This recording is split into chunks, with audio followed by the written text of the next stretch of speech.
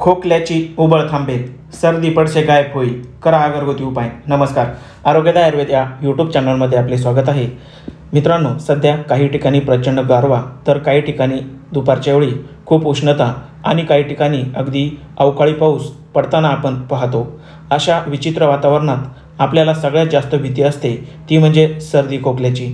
कारण घरातील एखाद्या व्यक्तीला जरी हे व्हायरल इन्फेक्शन झाले तरी घरातील अगदी सर्वजण याच्या विळख्यामध्ये ओढले जातात. मग यासाठी आपल्याला काही सोपे आणि कमी खर्ची कसे घरगुती उपाय करता येतील का, याचा शोध आपण घेत असाल तर आजचा हा व्हिडिओ खास तुमच्यासाठीच आहे.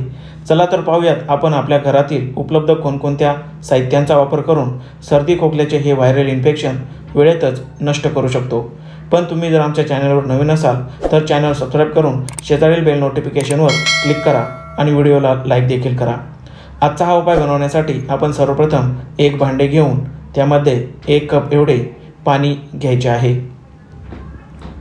आता आपल्याला आवश्यक आहे हळद पावडर.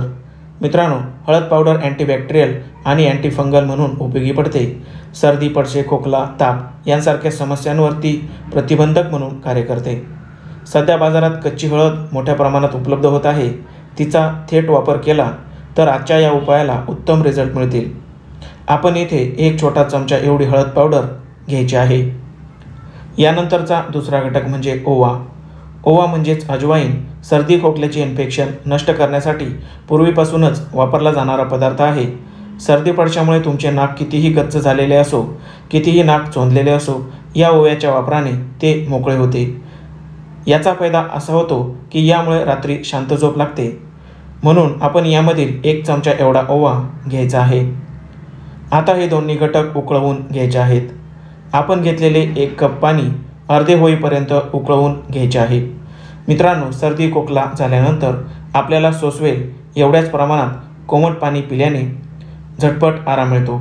याशिवाय सकाळी आंघोळ करताना गरम पाणी 5 ते 10 मिनिटे तोंडात भरून ठेवल्याने देखील चेहऱ्यावरील सायनसमधील साचलेला कफ मोकळा होतो.